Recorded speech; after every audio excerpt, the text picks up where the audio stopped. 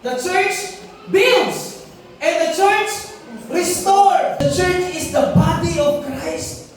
Katawan ni Kristo ang church. God wants to build you. Bakit tayo kailangan i-build? Para may ma-restore sa atin. Kasi hindi mo kailangan mauunawaan na may mali na sa'yo kung hindi ka nahuhubog ni Kristo. Amen.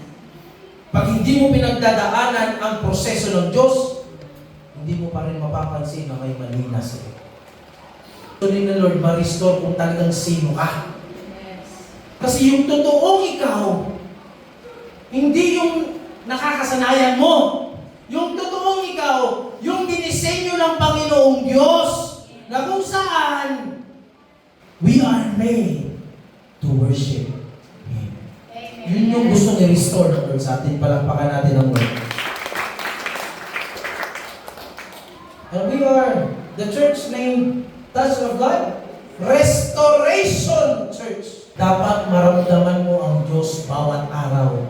Dapat maramdaman mo na mahal ka niya. Dapat maramdaman mo, maranasan mo na sa bawat hakbang mo araw-araw, kasama mo siya.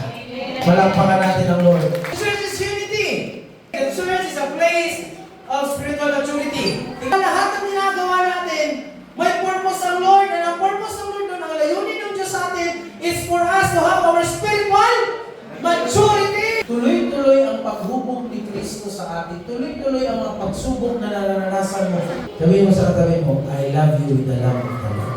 Ang reason pala kaya nangyayari yung mga bagay na yan is for us to be mature in spirit, to be mature in the Lord. Amen? Ako na naiintindihan nyo kung ano yung sinasabi ng Lord sa puso mo right now. Huwag mo nang ispasabukas, gawin mo